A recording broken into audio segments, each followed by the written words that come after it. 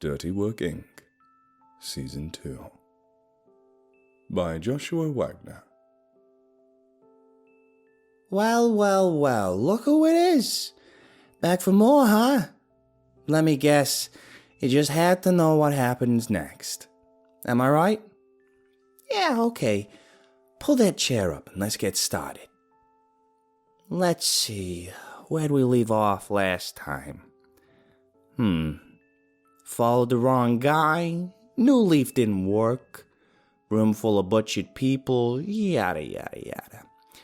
Landlady, an upside down board, Abigail, save the lady. Oh, right, here we go. So not long after Mark gave me my official Dirty Work Inc. threads, tensions kinda started to rise around the place. Looked like some of the big pieces in the game had started to move. Mark was getting real tight about it too. What do I mean by that? Well, here's an example.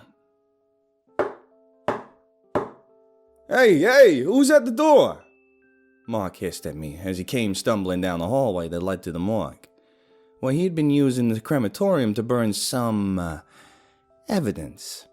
Hell if I know, I answered with a shrug as he snatched a pistol off the plastic lawn table in the middle of the room. Did they do the right knock? He asked, lingering in front of the door. I don't know. What's the right knock again? Oh, who the fuck is it? He shouted to the person on the other side, holding the muzzle of the gun just in front of the door at chest level. It's Jekyll. I know you're not pointing that ruddy gun at me again. A voice called from back outside. Shit. Sorry. Mark apologized, putting the gun down on the workbench and quickly snatched the door open to let the tall, pale, lanky guy wearing a stained white shirt inside. You just know with how things are around here lately. Yeah, I understand. Anyway, he went on, pulling a small glass vial out of his pocket. Here you are. This should work a little better this go around, he said as he passed it over to Mark, who looked real relieved to get a hold of it. Oh wow, yeah. Thank you. I can't tell you how much I appreciate this. Mark thanks the strange British guy. I wasn't sure what it was the guy gave him, but the first thing that came to mind was when a heroin addict finally gets a fix they've been after. I would have thought Mark was a junkie. I thought to myself, trying to pretend to be busy with something else. So, who's that now? I asked Johnny Wench as I walked back into the shop. Who? Him? It's Dr. Jekyll. Who? I repeated, looking back over my shoulder at the guy. You know, Dr. Jekyll, Mr. Hyde. Like in the book and all those god-awful school plays. That guy, he explained. Why is there a storybook character in the shop? I'm not too sure about the particulars, just that the book was based on the guy and he ended up getting stiffed over royalties or something. Tippy top-notch scientist, though. He does all kinds of research on the paranormal types. He told me whilst he screwed around with whatever he was screwing around with. I don't know, I wasn't really paying attention. Later that night I saw the Jekyll guy heading towards the door and I stopped him and asked, So, you's like some kind of supernatural scientist or something? When he heard me, he turned around to face me with a finger already in the air.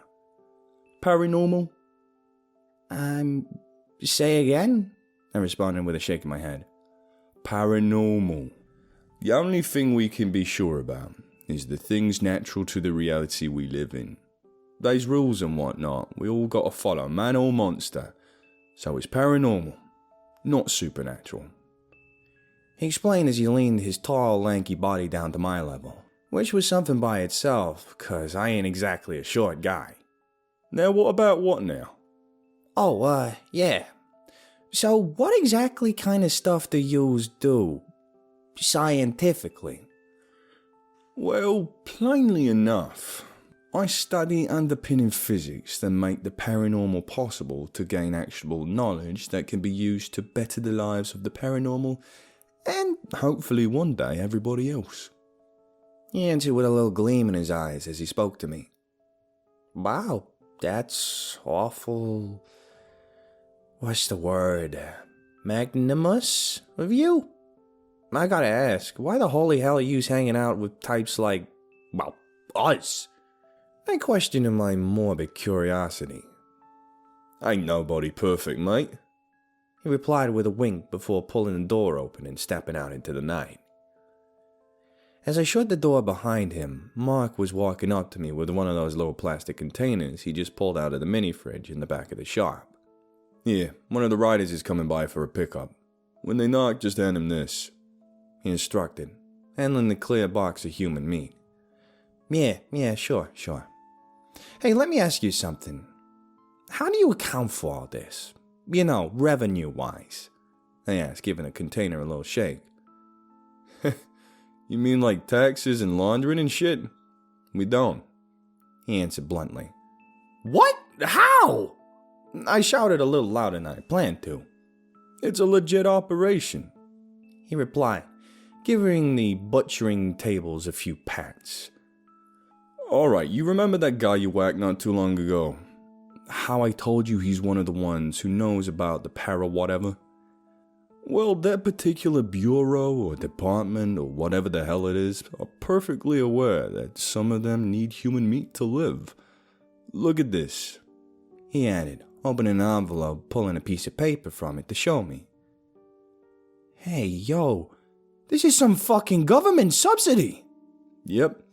Uncle Sam wants the joints like this up and running so we can keep them from snatching human babies out of their cribs at night.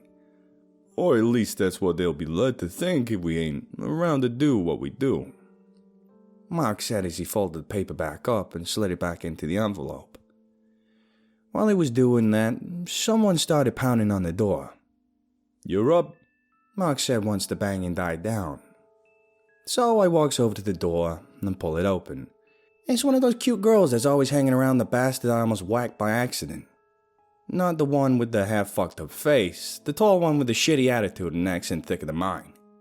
Oh, it's you, we both said at the same time. I didn't know you did the delivery thing too, I said, opening the door the rest of the way to hand her the container. Oh yeah, I started about a week ago. It pays pretty good if you don't mind the almost getting killed a few times a week or so, she told me as she took the meat and stashed it away in a bag. So you're like a gangster or something? Hey, yeah, sure, you can say that. I kinda got stranded out here, and these guys was as close to what I did in New York as I could find, Mine said, leaning against the brick wall outside the alley. What do you do back home? I guess I was more of a hitman than anything else, I admitted, shifting a little bit in my place against the wall. I think that was the first time I ever said it out loud to anyone before. Oh, I bet all the ladies are over you. Gals love a dangerous man, she said as she swung her leg over her bike. Yeah, nah. I don't imagine I'd have been doing it too long if I ran around using that to get laid, I answered with a shrug. Good point, she admitted. Hey, is that tall bitch? Mark suddenly called from inside. Yeah, I'm that tall bitch. What you need? She called back as Mark walked out into the alley with us. Hey, you look kinda morally ambivalent, he said, looking her up and down. What'd you say to me putting this in your bag along with this $100 bill? And when you get to where the container is going, you drop this off too and keep that bill for yourself. He asked her, waving a small wooden box and 100 in his hand as he spoke. Yeah, sure. Stash it in the pocket over there in the side, she said, turning a little so she could reach the bag. Alright, off to the goblin fights, Mark sighed as he watched the girl ride off down the alley.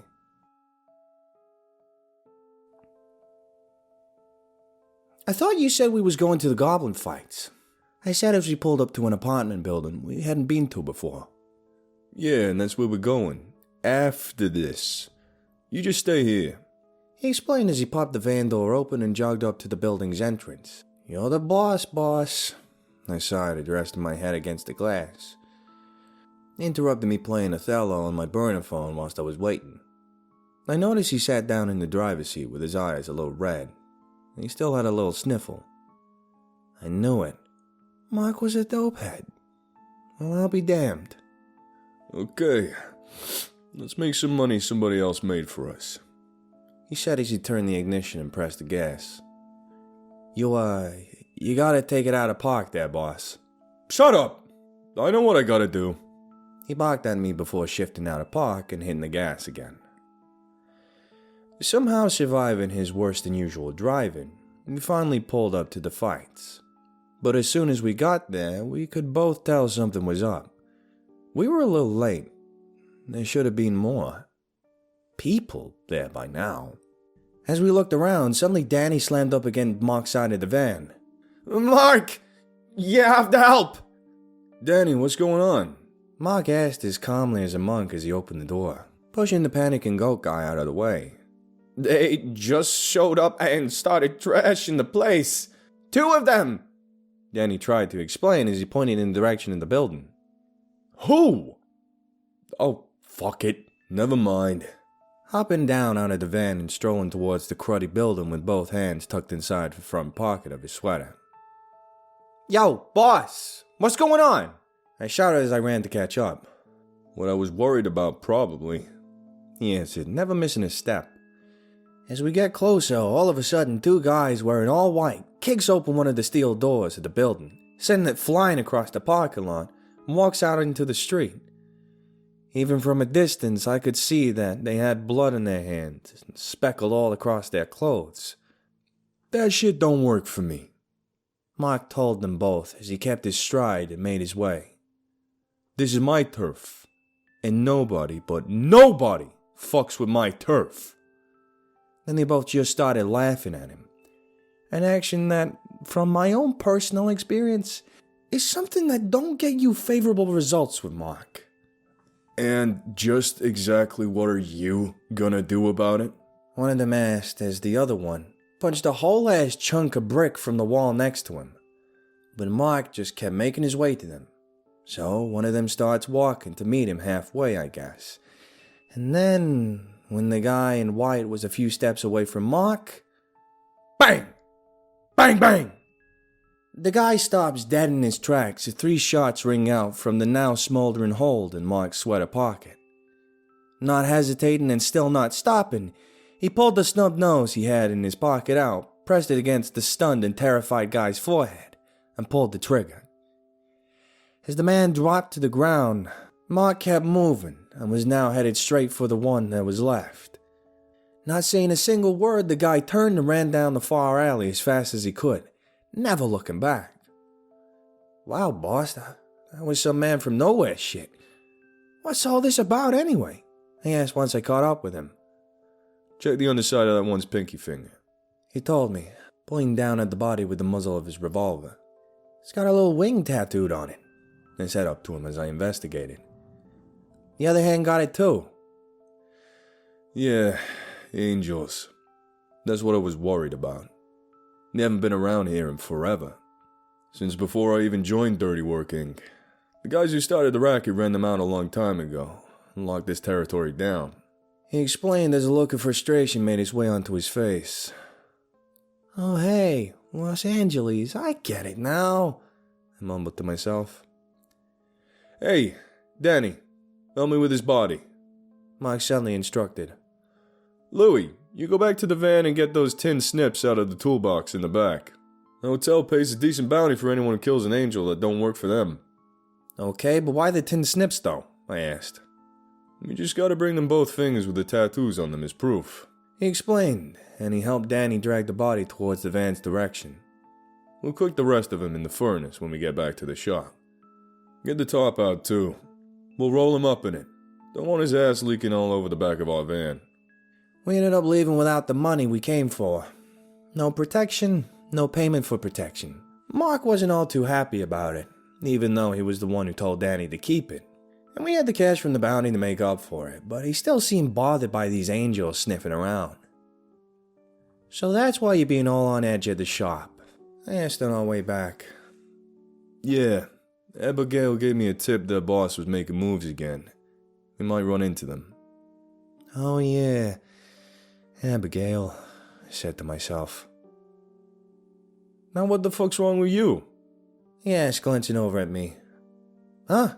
Oh, well, it's a long story, but the cliff notes are that I kinda made a promise to Abigail that night when we caught up with the guy that if things don't work out with Holly, that I'd like to take her out sometime or something.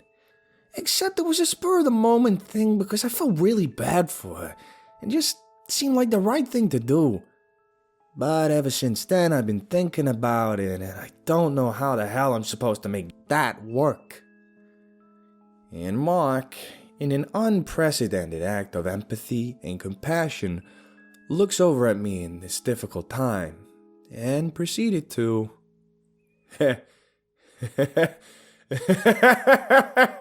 You dumb fuck!